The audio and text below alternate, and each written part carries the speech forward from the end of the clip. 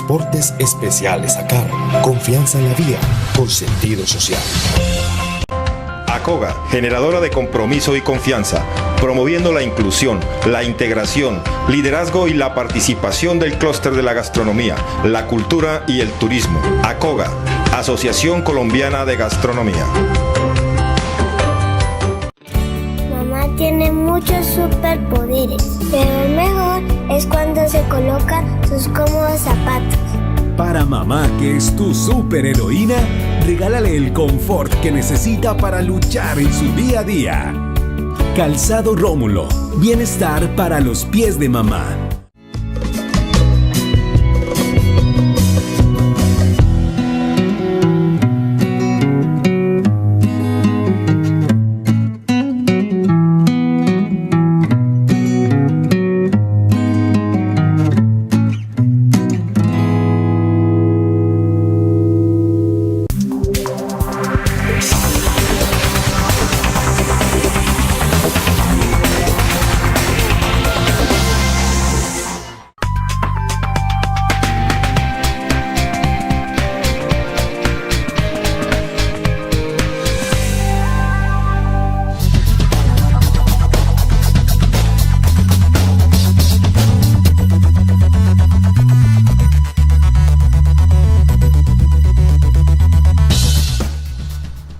Amables televidentes, se los saluda José Alberto Tejada Echeverry, presentándoles el programa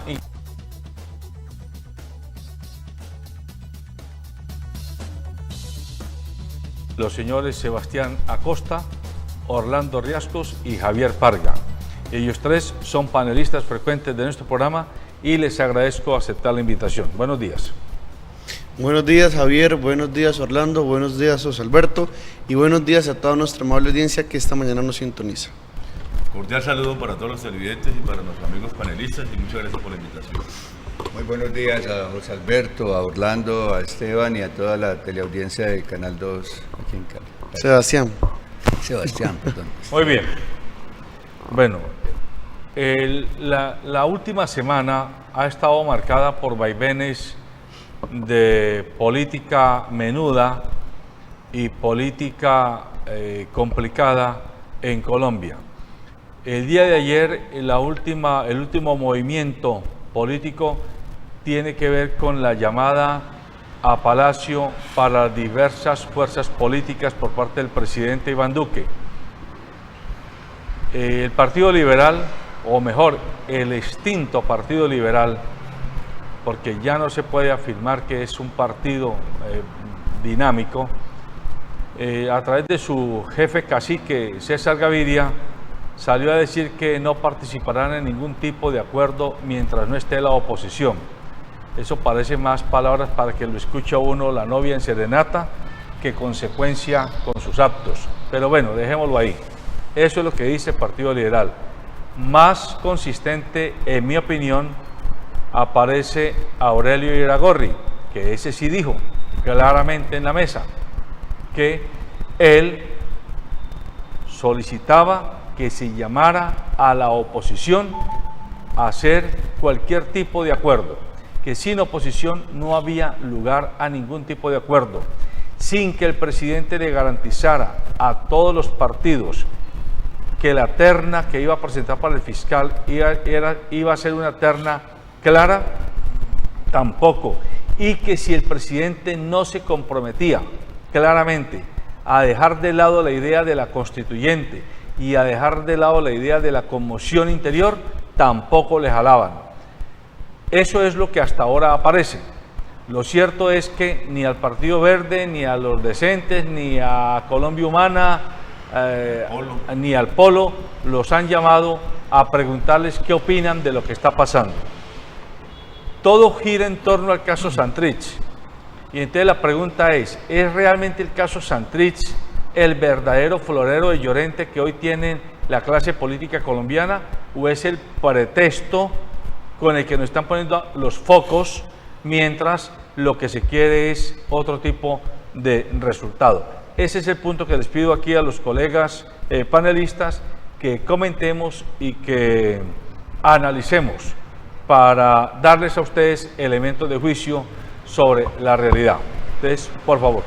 Bueno, yo creo que finalmente no pasó nada con el llamado del presidente ayer a los partidos políticos, porque no hubo ningún resultado. Además, porque lo que se pretendía, y es lo que pretende el presidente de la República, es revisar los acuerdos de paz con la guerrilla de la FARC y él quitarle funciones a la JEP. Ese es el propósito que tiene el señor presidente de la República, y para eso convoca solamente a los partidos tradicionales y no convoca a la oposición. Entonces, yo creo que ese es un intento fallido, es un intento que no tiene ninguna posibilidad de aplicarse en Colombia, porque mientras no estén sentados en la mesa todos los actores de la política, del Congreso Nacional, de los diferentes sectores, pues va a haber ningún acuerdo. Eso se llama acuerdo nacional, y ahí se ve pues lo sesgado del presidente de la República. Lo único que quiere es lograr revocar lo que se firmó en La Habana y desmantelar la Justicia Especial de Paz. Eso es el propósito que tiene, por eso presentó las objeciones, y esa ha sido, digamos, la andanada que hay como en el tema de Santrich, porque yo sí creo que lo que es de Santrich se vuelve un distractor frente a la opinión pública, para que la gente empiece a expresar todo su odio contra las FARC, todo su odio contra el tema del secuestro, contra el tema del narcotráfico, que lo han ligado siempre al tema de la FARC. Eso es lo que está pretendiendo el uribismo, eso es lo que hay de fondo. Entonces, mientras no se convoque a todos los sectores políticos en el país, no pueden un acuerdo nacional. Y además, mientras el presidente no desista de querer desmantelar el proceso de paz, los acuerdos de La Habana, y pretenda desmantelar la Justicia Especial de Paz, pues yo creo que es fallido su convocatoria. Por lo tanto, considero que no va a pasar absolutamente nada, y tendrá que hablarse de otros puntos en Colombia de la política, incluyendo a todos los sectores, entre ellos la oposición. Sebastián. Digamos, a mí me parece que aquí están volviendo a fórmulas del pasado, eso es indudablemente. Cuando el señor Uribe propuso la unidad nacional, la propuso con los partidos afín a él, ¿ya? Entonces se están volviendo a ver todos los repertorios de gobierno del uribismo, digamos, tradicional, clásico. El mismo señor Uribe propuso reformular los acuerdos de paz ayer, reformular aspectos relacionados con la JEP. Entonces me parece que en ese marco ellos empiezan a crear un rumor de una crisis institucional. ¿Para qué? Para que eso vaya haciendo mella en la opinión pública, vaya haciendo mella en los medios de comunicación, que muchos son alineados al poder, y asimismo entonces impulsar una constituyente, impulsar una reforma constitucional que le daría más alas, le daría más poder, le daría más autonomía al uribismo. Entonces me parece que este caso es un ejemplo del famoso Gran Pacto Nacional, pero que deja por fuera a media Colombia, es decir, a la Alianza Verde, a la Colombia Humana, a la UP, a los partidos de oposición, y ahí el partido de la U y el Partido Liberal, digamos, son un poco más prudentes en la medida que no van a hacer cosas que claramente perjudiquen los acuerdos de paz y perjudiquen la Jurisdicción Especial de Paz, que es en últimas lo que quiere el gobierno. Un caso muy particular de cómo se están viendo a ver ciertas estrategias y ciertas formas del uribismo del 2002 al 2010 es lo que el New York Times nos generó, la polvareda que generó el sábado con un reportaje sobre los falsos positivos 2.0. De eso nos referimos ahora. Listo. Entonces, volviendo al asunto de la suerte que genera la crisis institucional, ellos están empezando a tildar así, ¿no? Entonces, no, que es necesario un gran pacto por la unidad de Colombia, por el bien de Colombia, y entonces ponen estos principios morales, axiológicos por encima de todo, entonces todo por la patria y nada en contra de ella, y todo aquel que esté en contra de ese gran pacto entonces ya va a ser tildado de terrorista, va a ser tildado de que no quiere la paz, de que no quiere el acuerdo, de radical, de polarizador y demás. Entonces me parece que aquí estamos volviendo a ver estrategias y repertorios del uribismo de siempre. Muy bien. Pues la verdad es que yo estoy de acuerdo con que esto es un distractor, pero ¿por qué un distractor? A mí me parece que en el fondo hay una clara política diseñada del establecimiento colombiano por distraer la atención de la inmensa mayoría de la población sobre cosas que son simbólicas para su poder pero que no resuelven para nada los problemas de la cotidianidad de la gente en este país. Entonces, ayer era el tema de Venezuela, Maduro, el tema de la dictadura en Venezuela, y ha sido un caballito de batalla para mantener a la opinión pública distraída. Hoy en día es Santrich, porque se volvió un símbolo y casi que se volvió algo de vida o muerte para el establecimiento colombiano, y es extraditarlo a toda costa, aún sin que haya pruebas o aún cuando la justicia falla a favor de él, pero que al establecimiento no le gusta o que quiere seguir en esta distracción que le conviene, y porque además los grandes problemas del país se quedan velados. O sea que para mí esto es una estrategia del establecimiento para mantenerse en el poder cuando hay una crisis no solamente institucional sino social en el país, que no resuelve los problemas de salud, de educación, de vivienda, de agua potable, de servicios públicos, los problemas del empleo en Colombia, el problema del bienestar de la población. Y yo creo que esta estrategia es diseñada para eso. Por algo el presidente llama a sus aliados políticos. ¿Quiénes son sus aliados políticos? Los que han mantenido en el poder toda la vida. ¿Quiénes han mantenido en el poder? Pues obviamente el Partido Liberal, el Partido Conservador, hoy en día el Centro Democrático y el Partido de la U, que todos sabemos también de dónde viene el Partido de la U. Cambio Radical. Y Cambio Radical, obviamente. Pero no llama a aquellos sectores alternativos que son los que se han venido oponiendo precisamente a muchas políticas del Estado colombiano en cabeza del gobierno, y que son la verdadera oposición en Colombia para resolver los problemas del país, porque es que la oposición en Colombia no está para resolver el problema de Santrich, ¿sí?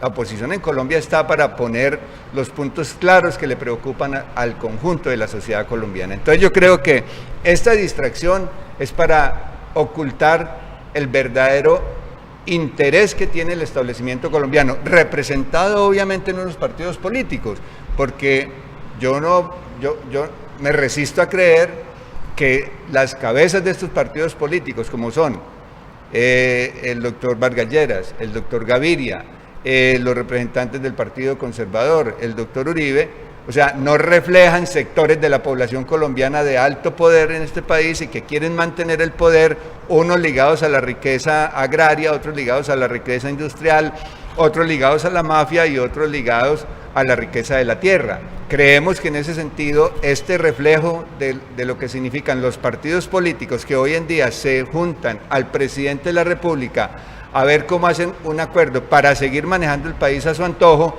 y que al dejar de lado los sectores que ustedes ya nombraron, el Partido Verde, el Partido Polo Democrático, Alianza, Colombia Humana y aún el mismo partido de las FARC a un lado, pues no convoca entonces eso que han querido decir, que es el gran pacto nacional para sacar adelante a Colombia. Así no se va a sacar adelante el país. Muy bien, conectemos este hecho, lo que está pasando con el tema Santrich y lo que se ha generado con la reciente carta que Iván Márquez, ex jefe negociador de las FARC, ha planteado. Desde donde esté, él ha escrito reiterando que fue un grave error de parte del equipo negociador de las FARC haber negociado la entrega de armas sin tener la garantía de reciprocidad por parte del Estado colombiano en el cumplimiento de los acuerdos pactados. Lo que se le puede cuestionar a Iván Márquez es que lo esté diciendo desde la clandestinidad o en todo caso cuando no está acá, pero también habría que poner en el inventario de razones que todavía no se sabe qué va a pasar con los congresistas de las FARC, de las anteriores FARC, hoy, porque ya se está hablando, ya se está argumentando que en un eventual acuerdo para renegociar la JEP o renegociar el acuerdo de paz, el primer punto que pondrían sobre la mesa es que quienes estén acusados no podrían ejercer funciones congresionales. Y esto tiene nombre propio. Los 10 congresistas del partido FARC quedarían cesantes si se llegase a un acuerdo hipotético de las diversas fuerzas políticas para cambiar una vez más el acuerdo político que hay en la JEP. Este es un tema que hay que cogerlo con pinzas, porque si el mensaje de Iván Márquez cifrado es decirle a sus bases, bueno, váyanse otra vez para el monte, miren a ver qué hacen, estaríamos ante una especie de atomización de una cantidad, me imagino yo que una cantidad de grupos regados a lo largo y ancho del país, con gentes que lo único que saben es pues apretar un fusil, tirar una granada o poner una bomba, pero sin mando, sin ningún criterio político de fondo, y este sería el peor de los mundos. El gerente del Banco de la República se acaba de pronunciar el día de ayer y dijo: de seguir la inestabilidad política que vive Colombia hoy, se va a afectar crudamente los índices de crecimiento de la economía del país en los próximos años. Y esto, a final de cuentas, la guerra afecta la vida cotidiana suya y mía, y el ambiente de los negocios, tanto del tendero como del señor empresario grande que tiene una gran factoría. Bueno, yo creo que en primera instancia el señor Márquez está muy equivocado al decir que había que negociar con las armas en la mano. Eso es un imposible en Colombia. Yo creo que eso tenía, digamos, su determinado tiempo cuando iniciaron las negociaciones, pero en la medida que se van acercando el diálogo, la negociación y los acuerdos, tiene que partir de un tema de la dejación de las armas. Eso está planteado y eso se hizo, y eso ha ocurrido con todas las guerrillas en todo el mundo. O sea, no es posible, por ejemplo, que hoy fueran de senadores y estuviera un grupo armado. Eso no lo acepta la sociedad, no lo acepta nadie, y ese es un gran debate que se dio en su debido momento. Entonces, insistir en ello, pues no tiene razón. Ahora, lo que sí es cierto, y se le ha dado la razón al señor Márquez y al señor El Paisa, es que no hay seguridad jurídica. Todo lo que está pasando con Santrich le da la razón a él y genera completa desconfianza a los otros excombatientes, porque se pactó en La Habana, se hicieron unos acuerdos, se legitimó por el Congreso de la República, se metió en el bloque de constitucionalidad, se creó la Justicia Especial de Paz, y resulta que ahora a los guerrilleros o a los exguerrilleros los pueden acusar por cuestiones de delitos comunes, o se le puede aplicar la justicia ordinaria. Yo creo que eso no está bien, y le da la razón en todo el sentido al señor Márquez de tener desconfianza sobre lo que está pasando. Además, la macartización que se hace frente a los señores de la FARC. En todo momento los quieren seguir acusando de los delitos que se cometieron cuando eran guerrilleros, porque hay que decir que ahí había conexidad política, rebeldes, subversivos que se oponían a un Estado. Entonces ahora, después de que han firmado los acuerdos de paz, después de que están en la sociedad civil, entonces sí, ahora los crímenes y todas las cosas, cuando están sometidos a la Justicia Especial de Paz, hay un mecanismo indudablemente que tiene que ver con que ellos van a decir la verdad, y en la medida que digan la verdad, pues van a tener la oportunidad de que paguen, no con cárcel, sino con algunas actividades cívicas, los delitos que cometieron, pero no va a ser en la cárcel. El tema de los derechos políticos, yo creo que sí hay que revisar un poco, usted lo decía al final, el tema de que personas que estén investigadas, que todavía no se haya resuelto su situación jurídica, estén en ese momento en el Congreso de la República, aunque en España ocurre algo distinto, ¿no? Los catalanes que están investigados, que están en la cárcel, pudieron ir al Congreso de la República, pudieron presentar hoy al Congreso de la República mientras resuelven su situación jurídica. Si se resuelve su situación jurídica y es negativa, pues no podrán estar en el Congreso de la República. Acá habría que revisar un poco eso, y se dio la prioridad que fueran los máximos comandantes los que estuvieran en el Congreso de la República, porque son las personas más representativas de la FARC. Ellos tomaron esa decisión, pero eso habría que revisarlo. Entonces, lo que se genera frente a la guerrillerada, frente a la opinión pública, es incertidumbre total con lo que está planteando, pero no hay razón para que el señor Márquez de que haber negociado con las armas. Ya ese es un proceso importante, que lo que la población más aprecia es que efectivamente que se hayan dejado las armas y se haya disminuido la violencia en Colombia. Sebastián, pero independiente de que Iván Márquez tenga o no razón en lo que está diciendo, hay un hecho fáctico, y es que la guerrillera está ahí, y la guerrillera puede coger la de Villadiego y irse para el monte. ¿Usted cree que eso es factible, que eso puede pasar o no? José Alberto y compañeros del panel, quien no conoce su historia está condenado 1000 veces a repetirla. Esto no es nuevo. El Estado y el establecimiento siempre en los procesos de paz, cuando los combatientes se vuelven excombatientes, es decir, cuando dejan las armas, cuando las deponen, ahí al momento siguiente empieza una masacre literalmente hacia estos excombatientes. Pasó en la mitad del siglo XX, cuando el general Gustavo Rojas Pinilla hizo un proceso de paz con las entonces guerrillas liberales de los Llanos Orientales. Fue un proceso exitoso. ¿Qué pasó? Cuando derrocaron al general Gustavo Rojas Pinilla y llegó la junta militar, empezaron a matar a todo el que se había desmovilizado, a todo, una masacre entre 1957 y 1959-60. ¿Eso qué generó? Que los reductos que sobrevivían se volvieran al monte. Y en el 64 formaron las Fuerzas Armadas Revolucionarias de Colombia, en el 62 formaron el Ejército de Liberación Nacional, y así sucesivamente empezaron en toda la década de los 60 a formar guerrillas. Hasta las 70, que fue, ¿por qué? Porque también el establecimiento robó. Es que aquí el establecimiento no es sano, ni tampoco es sana la guerrilla, no estoy diciendo lo contrario. Entonces al establecimiento, al robarle las elecciones a el general Gustavo Rojas Pinilla, y ponen a Misael Pastrana Borrero, el papá de Andrés Pastrana Arango, quien a final de los 90 haría un proceso de paz con las FARC frustrado, que es el proceso del Caguán. Entonces surge el M-19. Ya en los 80 empieza también un proceso de paz que desemboca ¿en qué? En el partido Unión Patriótica, que es el brazo político del brazo armado que son los movimientos guerrilleros, las FARC, el ELN, el PRT. Javier hizo parte de todos esos procesos de la guerrillerada y demás. Y entre el 85 y el 95 se despierta lo único que, digamos, el único genocidio por razones políticas en el mundo.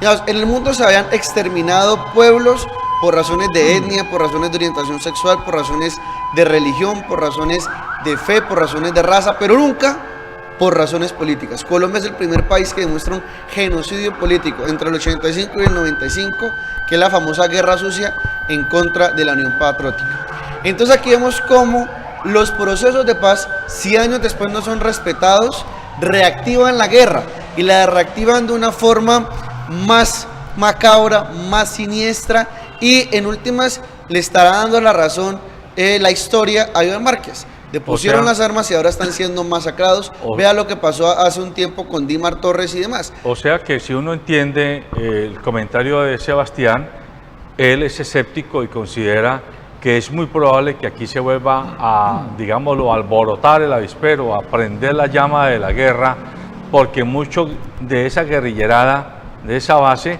pues se va a sentir desprotegida, insegura, y va a echar otra vez para el monte. ¿Usted considera que eso puede ocurrir, Javier? Yo sí creo que quien quiera invocar hoy en día de nuevo las armas para cambiar una sociedad en el estado actual en que vive la historia, el mundo entero, está muy equivocado. Yo consideraría que Iván Márquez tiene una nostalgia por las armas, y en ese sentido uno podría decir que es que no se ha desarmado todavía. Pero eso es un error.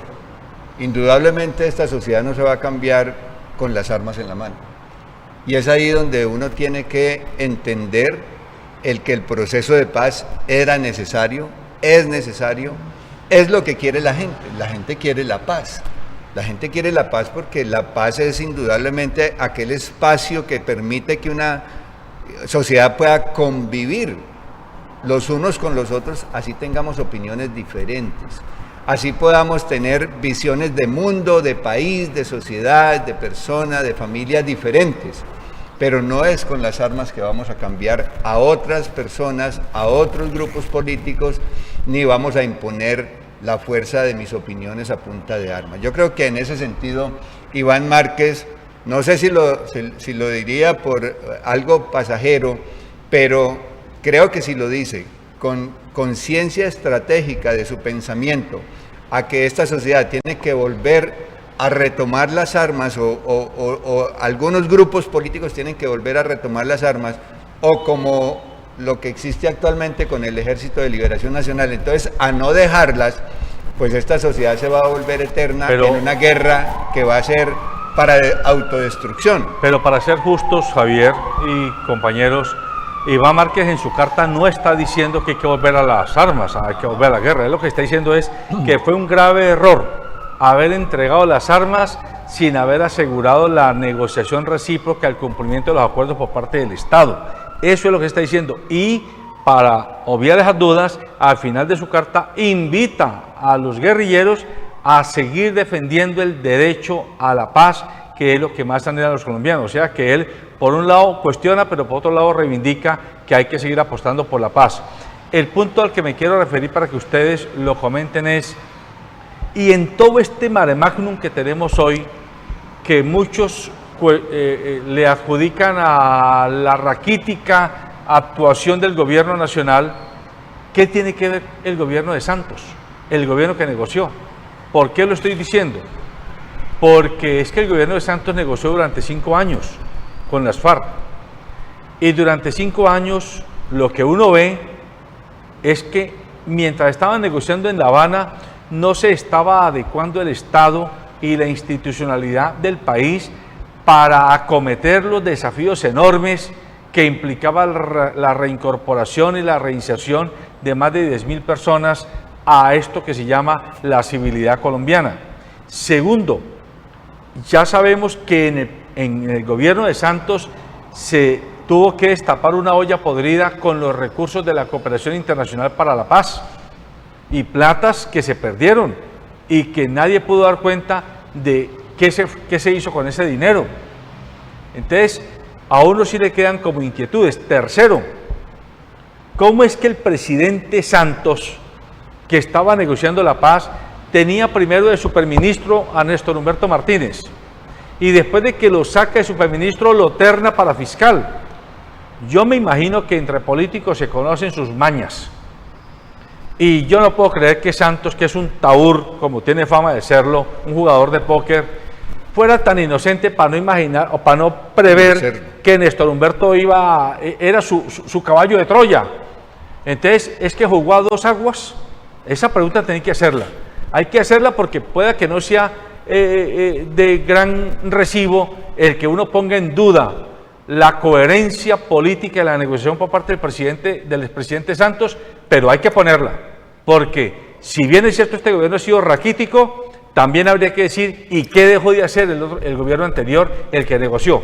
Comenten, por favor. Yo creo que en ese sentido, vuelvo al tema inicial de Márquez, es que hubo mala negociación. Yo sí creo que allí hubo cosas que puedo estar yo entendiendo tras la frase de Márquez de que fue un error haber dejado las armas. Es que esas son las palabras que él utiliza. Y entonces yo no puedo dejar de ver que si él está anhelando, ¿sí?, retomar las armas, pues por algo será. Y yo creo que es allí donde él está equivocado. Pero volviendo entonces ya a lo que usted plantea, pues obviamente hay allí una situación de fondo en el proceso de paz que se negoció con las FARC. Él dice que fue un grave error haber entregado las armas. Exactamente. Entonces, exactamente es lo que acabo de decir. Él dice, fue un grave error haber entregado las armas. Pero entonces, ¿cómo quisiera él estar entonces en un proceso de paz, habiendo negociado con el gobierno de Santos o con cualquier gobierno y no entregar las armas? Pero refiérese al papel de Santos. No, por eso hablo yo que allí entonces hubo cosas que estuvieron mal negociadas, tanto por las FARC como por el mismo gobierno. Pero el problema de fondo yo creo que no está allí, porque yo creo que Santos jugó un papel que fue el importante de bajar a un grupo guerrillero de más de 50 años de existencia, desarmarlo y ponerlo en la vida civil. Eso para mí es algo correcto. Para mí es algo correcto que también las FARC hubieran hecho eso. Hoy en día lo que no podemos confundir es que el incumplimiento por parte de este gobierno de los acuerdos de paz, ¿sí?, no puede llevar a que Márquez diga que fue un error entonces haber entregado las armas. No, yo sí creo que allí hay que poner en cintura al actual gobierno para que cumpla los acuerdos de paz, para que no le haga conejo a la paz y para que se sintonice con esa realidad que es haber negociado con un grupo guerrillero a quien no se había vencido y que no se pudo combatir y acabar por la fuerza de las armas del Estado, y que en equilibrio de fuerzas negoció de tú a tú con el Estado colombiano, pactaron unos acuerdos y este gobierno actual no los quiere cumplir. Ese es el fondo del problema, porque sí deben cumplirse. Creo que el acuerdo de paz o el acuerdo con la guerrilla de la FARC fue bueno, indudablemente, y benéfico para el país. Lo que no coinciden son los tiempos, digamos, y eso hay que revisar un poco lo que ocurrió. O sea, el que no se haya pactado absolutamente todo con el gobierno anterior y se haya dejado al final para el gobierno de transición o el gobierno siguiente, o que se marcara todo por el tema electoral. Primer error, por ejemplo, el tema del referéndum. El que se haya perdido el referéndum, el que el presidente Santos no le haya jugado a fondo con el referéndum y que lo haya perdido, debilitó el proceso de paz porque le entregó razones políticas a los del no y en este caso al uribismo. Segundo, el que se haya demorado demasiado tiempo la negociación en temas que no eran de importancia y no se haya llegado a lo definitivo. Si uno revisa los acuerdos de La Habana, el tema de la tierra, el tema de las víctimas, el tema del narcotráfico, todos los beneficios que generan allí, el tema catastral, eso ni siquiera se ha discutido, ni siquiera se ha implementado, porque hemos quedado simplemente en el tema político, en el tema de la Justicia Especial de Paz, porque lo que no se hizo fue en ese momento que efectivamente se hubiera contado la verdad o se hubiera hablado de que los guerrilleros, por lo tanto, dejaron las armas y pudieran haberse sometido a una Justicia Especial de Paz antes de llegar al Congreso de la República. Eso es lo que censura a la gente. Entonces yo sí creo que fue muy bien hecha la negociación, los puntos, pero no se han colocado en práctica y además no fueron justo los tiempos que determinaron, porque le dejamos todo el vaivén de un nuevo gobierno. Pero usted descarta que haya habido una mano doble por parte del presidente anterior. No, yo diría que un poco el expresidente Santos, que es un tipo pragmático, le interesaba, por supuesto, sacar a la guerrilla de las armas, tener ese triunfo político para que era el Nobel de la Paz, pero él no le apostaba a hacer en Colombia una revolución, o sea, es que él no iba a implementar todo lo que le apostaba a la FARC y lo que lo había acordado por conveniencia, porque él no iba a hacer la revolución a nombre de la FARC, ni mucho menos. Lo que él buscaba era sacar del escenario de las armas a la guerrilla de la FARC y eso lo consiguió. La implementación de esos acuerdos generaba un gobierno democrático y eso es lo que no ocurrió en Colombia. Lo consecuente con el proceso de paz es que no hubiera ganado el uribismo, sino que hubiera ganado un gobierno democrático, alternativo y cercano a la paz, pero no ocurrió en Colombia eso, porque aquí se generó todo un engaño a la opinión pública con el tema de Venezuela, con el tema del castrochavismo, con que se iba a imponer el comunismo. Bien. Ese es el engaño que nos impusieron y no una transición a un gobierno democrático, que era lo normal que hubiera ocurrido en un país que había dejado las armas. El escenario que siempre se planteó Santos fue el de, como lo acaba de decir Orlando, sacar del combate a las FARC. Y lo logró, ¿ya? ¿Qué pasa? Que el Estado es una entidad que no es monolítica, que tiene una cantidad de instituciones, una cantidad de entidades, que entre el diseño de la política pública y la implementación de ella pueden pasar 3, 4, 5, 10 años. ¿Ya? Y que, digamos, hay ciertos sectores que han venido machacando la paz, no solamente con el señor Uribe, desde Laureano Gómez, y si uno se devuelve desde antes con digamos, la hegemonía conservadora y cómo impiden de una forma completa que se dé un cambio a una república liberal empezando el siglo XX. Entonces me parece que todos estos procesos están enmarcados en una misma línea, una línea conservadora, tradicionalista, incluso religiosa, ya, que hacen que la implementación sea un proceso dificilísimo, ya. Santos, ¿qué se planteó? Santos se planteó dejar a las FARC sin armas, y como esa estrategia, ese objetivo lo logró, fue exitoso. Intentó sembrar unos pilares a 12 años de la implementación de lo que han llamado los posacuerdos o el posconflicto, y allí es donde Colombia en pleno se está rajando, y se está rajando tanto por los líderes sociales en su política doméstica como por las organizaciones y los estados internacionales que han visto que ha habido rupturas en eso, ¿ya? Human Rights Watch se pregunta si es verdad que hay unos falsos positivos 2.0. Para eso entonces Estados Unidos, que no se sabe a qué juega, desembolsa $160 millones para el posconflicto. Sale el señor Duque y la señora Ramírez felices recibiendo ese cheque, pero con la clara intención de no implementarlos en el posconflicto. Lo implementarán en digamos, desmovilización, lo implementarán en erradicación de minas, lo implementarán en erradicación de cultivos para uso ilícito, pero no para la política social que se propone en los acuerdos de paz y mucho menos para un catastro multipropósito, que es el punto primero de la reforma rural integral. Entonces me parece que, volviendo a la pregunta suya, José Alberto, Santos cumplió con lo que tenía que cumplir, ¿ya? Que era que pacificar, era quitarle a las FARC las armas, era volver a hacer partido político, era generar una confianza entre el establecimiento, entre el Estado, entre la institucionalidad y entre este grupo armado ilegal. Y lo cumplió.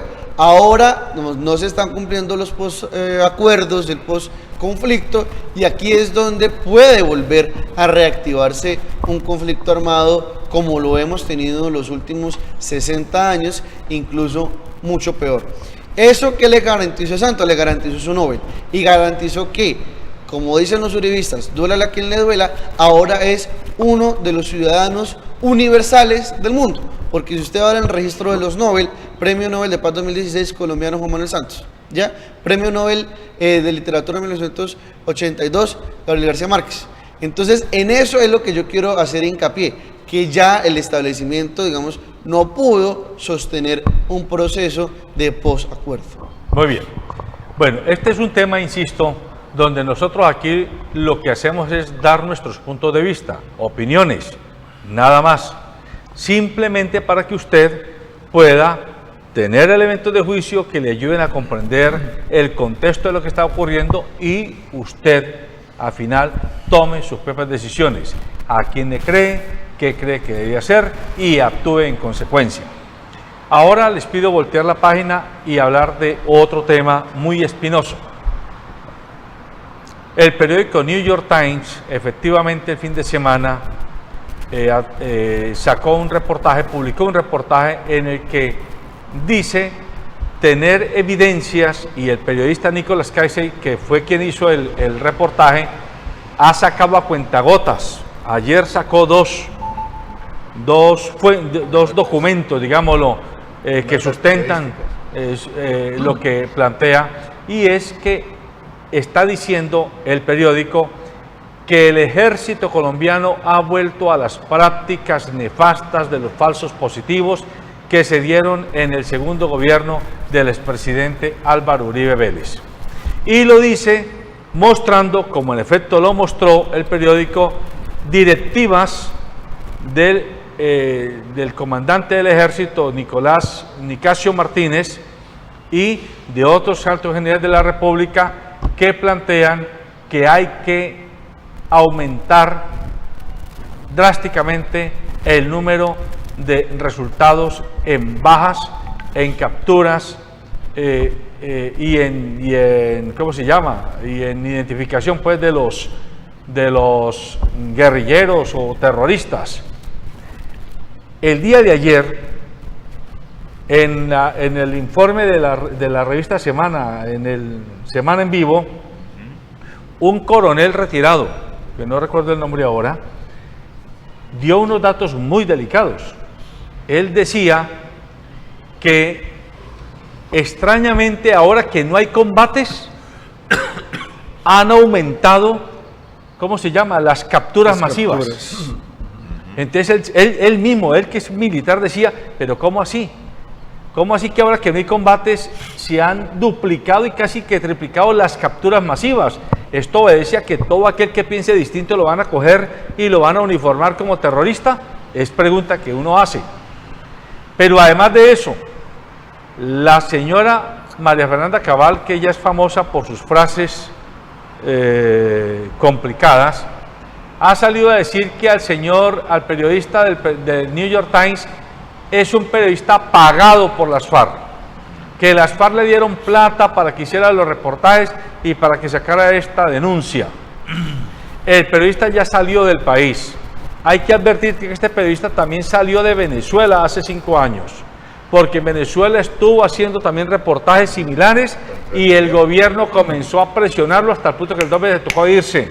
Y el hombre lo que hizo fue salir de Caracas para Bogotá, y en Bogotá quedó haciendo el trabajo para el New York Times, y después de varios años ha hecho esta publicación de la que dice tener más fuentes demostrativas de lo que se ha afirmado. Lo concreto es que el senador líder de la comisión que maneja los recursos de Plan Colombia, o cómo se llama ahora, del nuevo plan pues, de recursos para Colombia, ya le pidió, de la ayuda internacional. Ya le pidió cuentas al gobierno Duque y le dijo, por favor explíquenos qué es lo que está pasando con el periodista de New York Times y explíquenos qué está pasando con el general Villegas, el que pidió perdón por el asesinato de Dímar Torres, y explíquenos qué significa el trino que salió, que todavía no se ha identificado quién lo escribió o el audio que hay, donde un general le dice a Villegas, pues si le duele tanto que lo haya matado, ¿por qué no se va para la guerrilla? Le dice un general a otro general.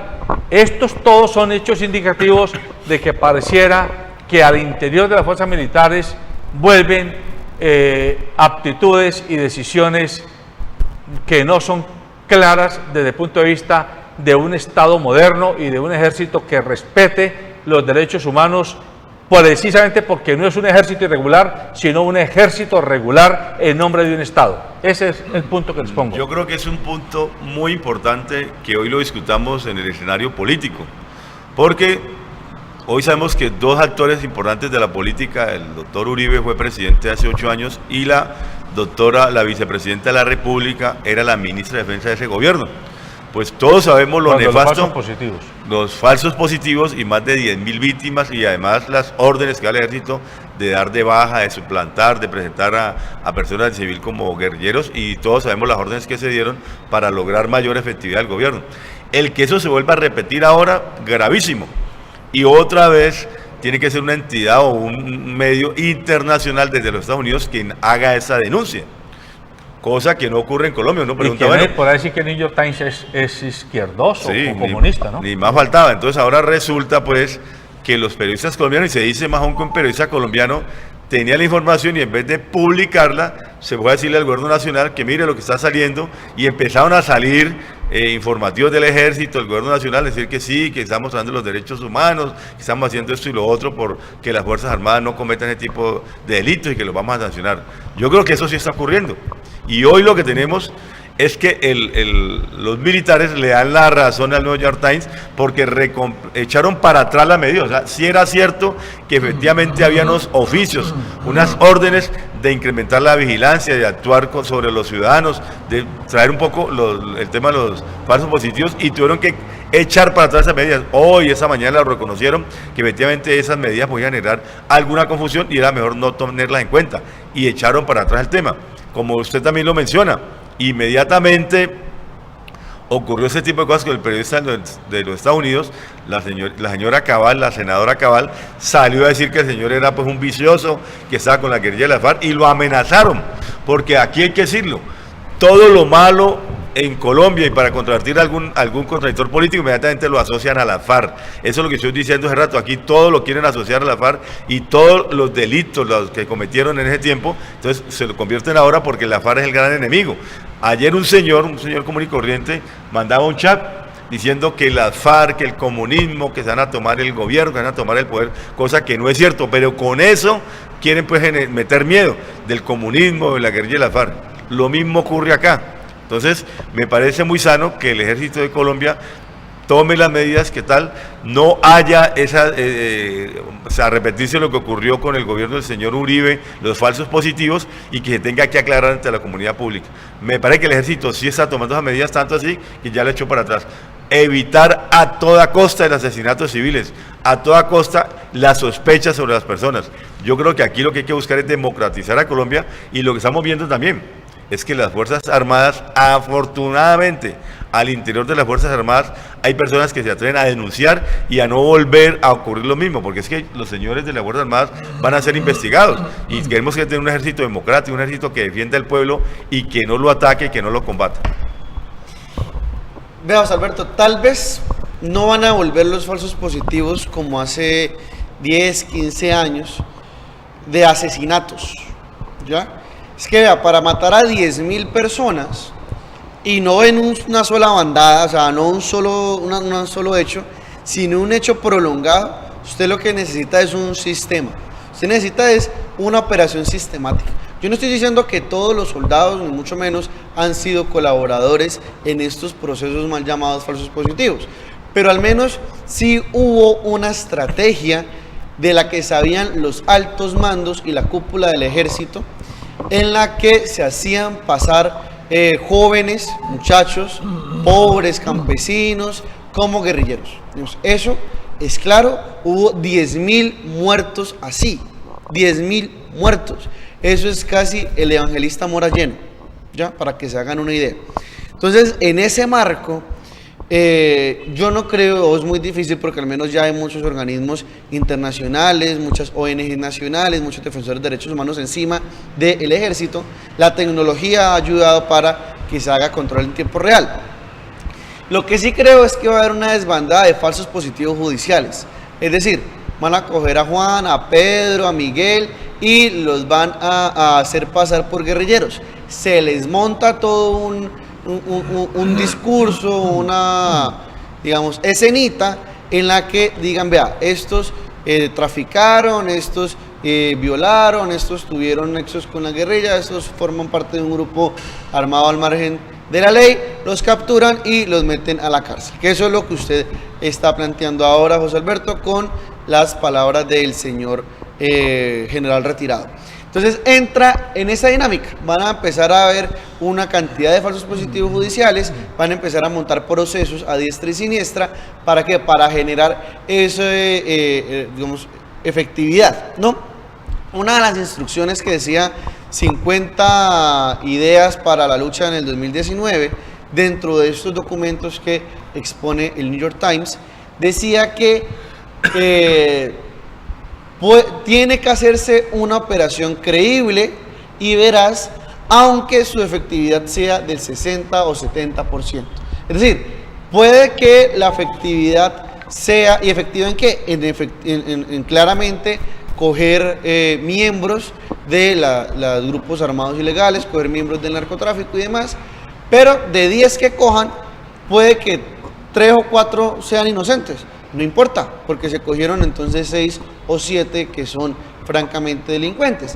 Entonces eso se autoriza para todo este montaje de unos falsos positivos judiciales. Y una cosa, Orlando, uno tiene que decir las cosas claras. El periódico o el medio de comunicación que sabía toda la información, incluso desde antes de Semana Santa, era la revista Semana, que le fue a pasar el dato al gobierno, que le fue a pasar el dato a los políticos. Por eso la oposición quitó la moción de censura para el ministro, para ponerla esta semana ya con todo el comunicado del New York Times y con toda la información que manejaba por la opinión pública, y empezó desde el jueves, el viernes, todo el gobierno a salir a decir que tenían una clara política de defensa de los derechos humanos. Salió el presidente Duque, salió la vicepresidenta Ramírez, salió el ministro Botero y salieron los altos mandos del ejército. Entonces me parece que aquí hay también una discusión, un debate sobre la autonomía y el deber ser de los medios de comunicación. A mí me parece muy grave lo que está pasando al interior del ejército colombiano y al interior de las Fuerzas Armadas en su conjunto. Primero porque esto no es aislado, lo que está pasando con este comunicado que enviaron los altos mandos militares para su tropa, y es que se compararan las bajas y se comparara las detenciones entre el año pasado y viendo que había una disminución ostensible, y que le pedía arreciar entonces el número de capturas o de bajas a toda costa. O sea que en ese sentido hay todo un reflejo al interior de la cúpula militar de que no se está haciendo efectivo. ¿Pero efectivo contra quién? Y es allí donde hay que poner la discusión de fondo, y es que el ejército colombiano no está para volver las armas contra los ciudadanos colombianos. El ejército está para defendernos de una invasión extranjera. Para eso está el ejército colombiano.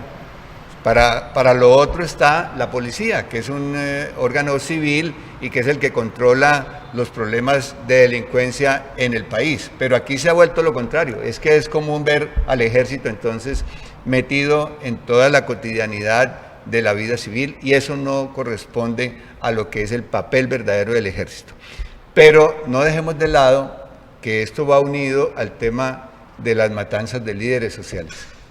Y yo sí creo que allí vale la pena establecer una conexidad entre lo uno y lo otro, porque es muy extraño también que casi todos los días maten un líder social y las autoridades no salgan entonces a actuar contra esos criminales que matan a los líderes sociales.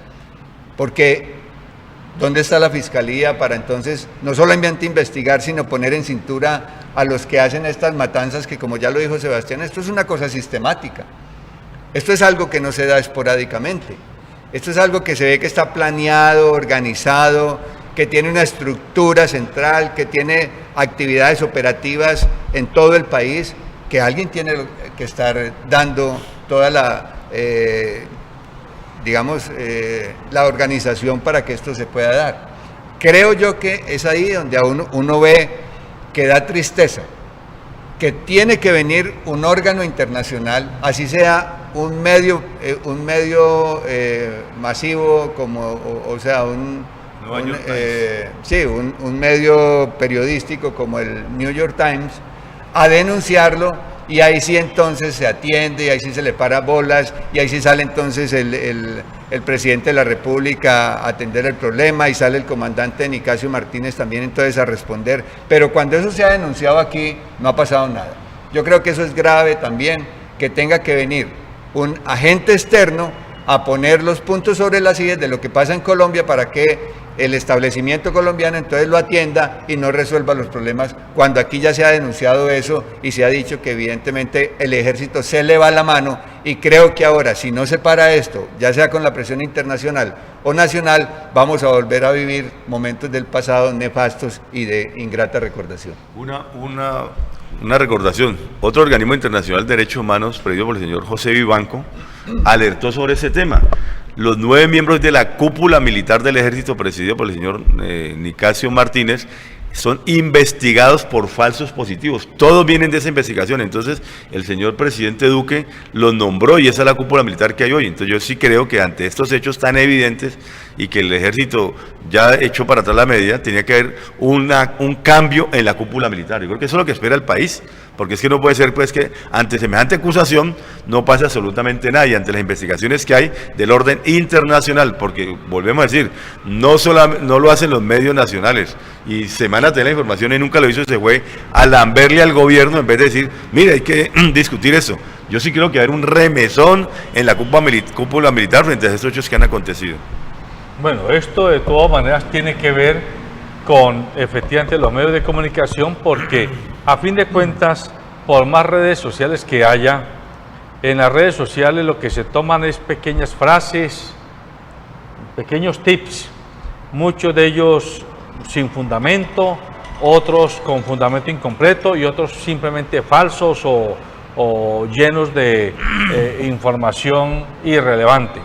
Los medios de comunicación se supone que tienen la infraestructura, el personal y la experiencia para documentar la realidad, es decir, para estudiar, investigar, recabar información, para que usted como ciudadano y yo como ciudadano podamos acceder a esa verdad que siempre hemos dicho, que el poder no quiere que se conozca, porque es que el único papel del periodismo, el único, por más que se diga lo contrario, el único papel del periodismo de verdad es levantar la alfombra donde el poder quiere que no se levante.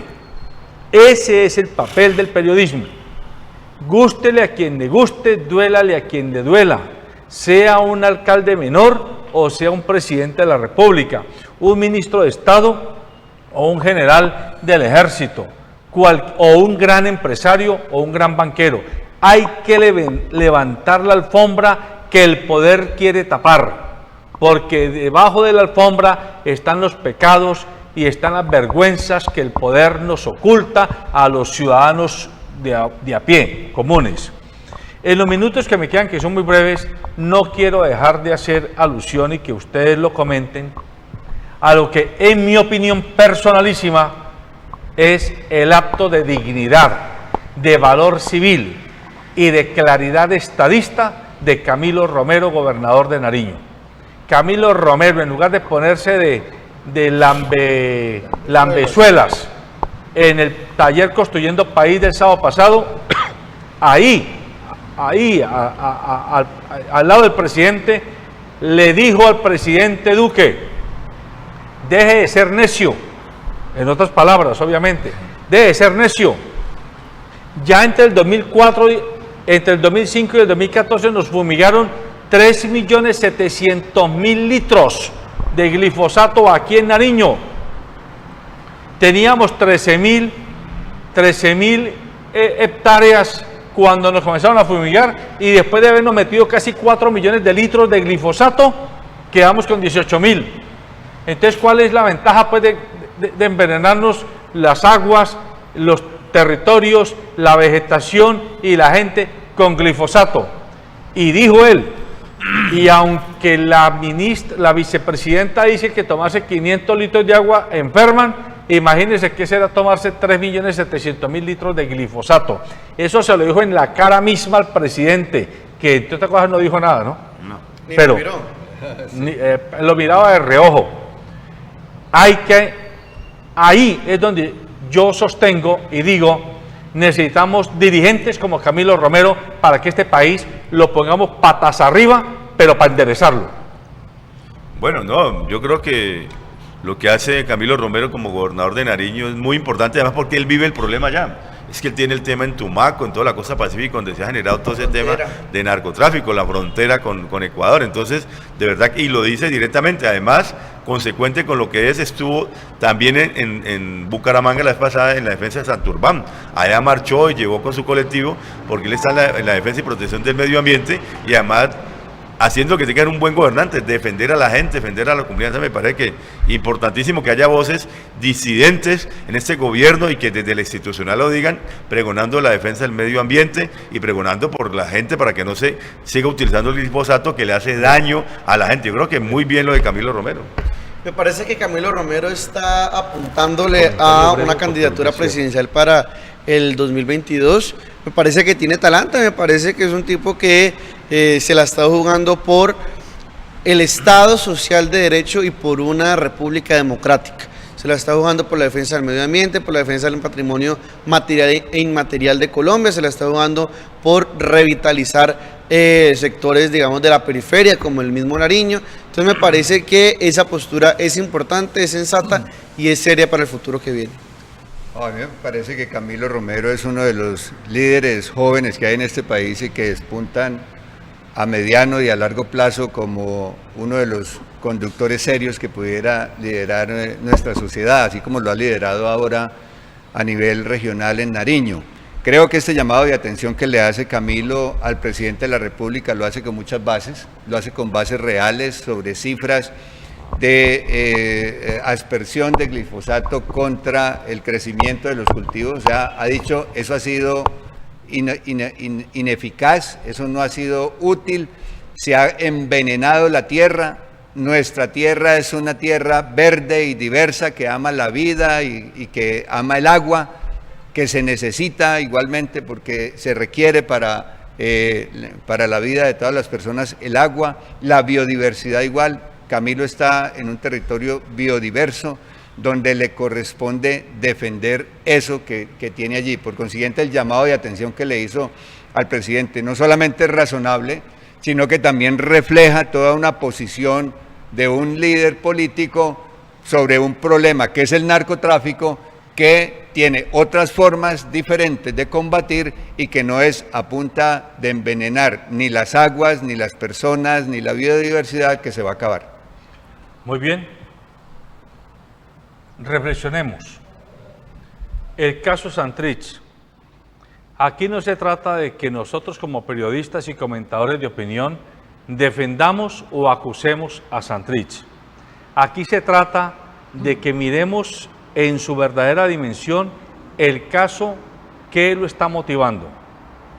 Y definitivamente aquí se nos ha puesto a discutir en Colombia en torno a un tema que se llama la extradición. Y valga la pena recordar que hace 40 años Colombia entró en el juego perverso de la extradición con Estados Unidos. Y después de 40 años habría que preguntarse para qué ha servido la extradición en esto que se llama la lucha contra el narcotráfico. No ha servido para nada. Quien tenga forma de demostrar con un mínimo de sensatez que ha servido para algo en la salud pública y en la salud económica del país, tendríamos que darle la razón. Pero esto no ha servido sino para que la clase política abyecta de Colombia se doblegue ante los pies del amo americano. Qué interesante sería que por cada colombiano que se extradite por parte de nuestras autoridades, con la misma beligerancia y contundencia, esas autoridades pidieran que viniera un gringo para acá. Porque qué extraño que los únicos que cometen el delito del narcotráfico son los indios y criollos colombianos que mandan la droga allá, pero no hay ningún banquero, no hay ningún comerciante de precursores, no hay ningún comerciante de comercios al por detal en Estados Unidos con ojos verdes o azules, o pardos por lo menos, y pelito mono como el de Trump, que venga aquí.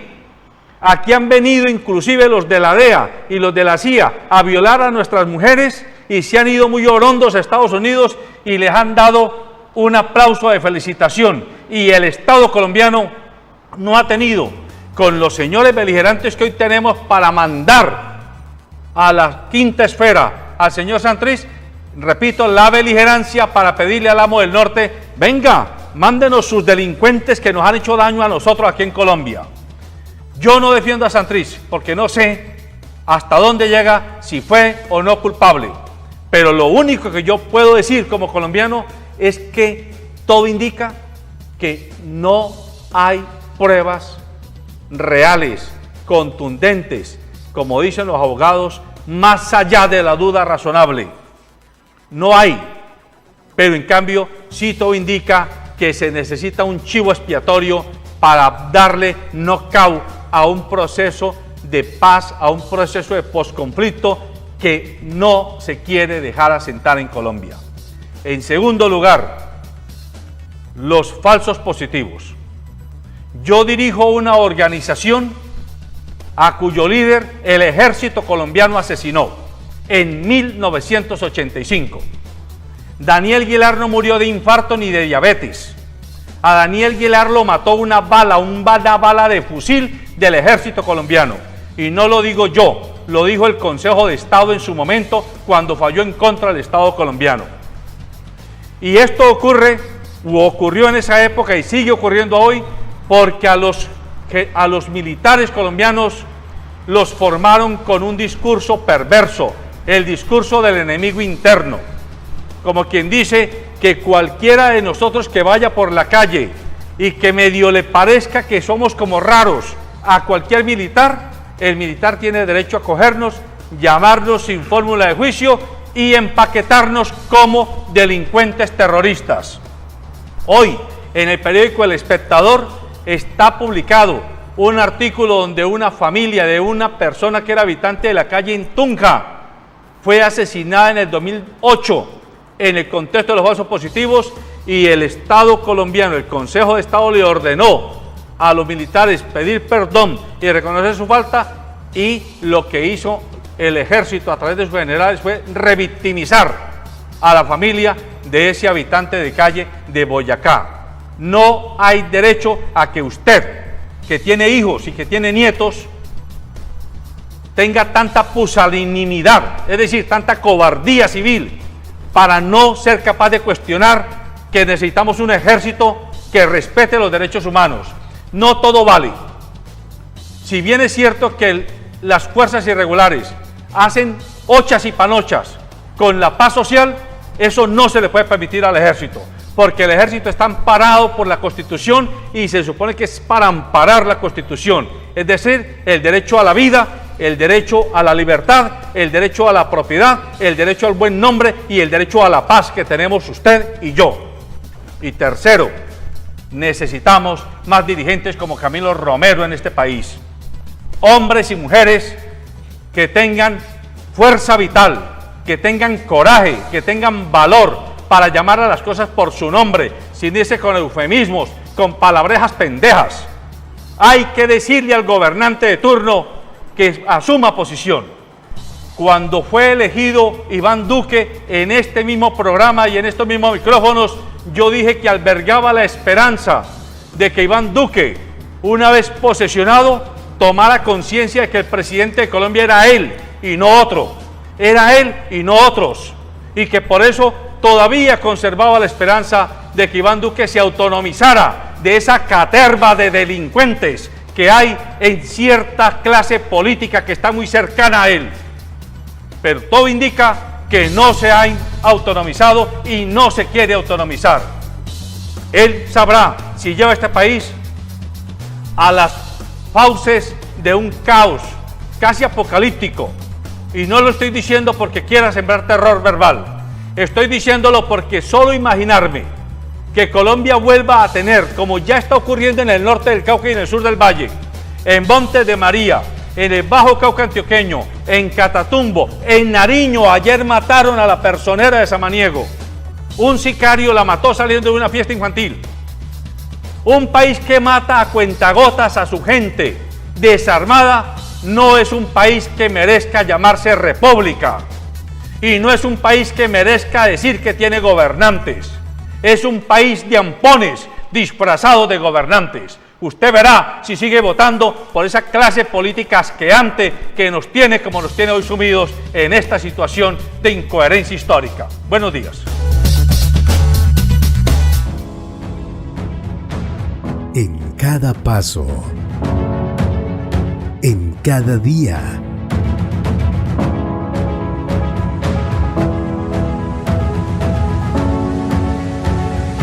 la vida es una carrera. Córrela con comodidad. Fábrica de Calzado Rómulo. Más de 3 décadas comprometidos con el bienestar para tus pies.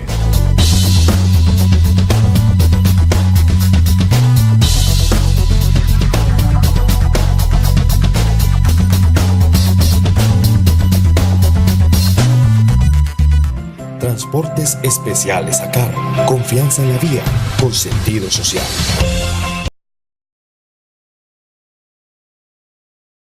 ACOGA, generadora de compromiso y confianza, promoviendo la inclusión, la integración, liderazgo y la participación del clúster de la gastronomía, la cultura y el turismo. ACOGA, Asociación Colombiana de Gastronomía. Corporación Cívica Daniel Guilar Secán. Formamos y producimos por Colombia.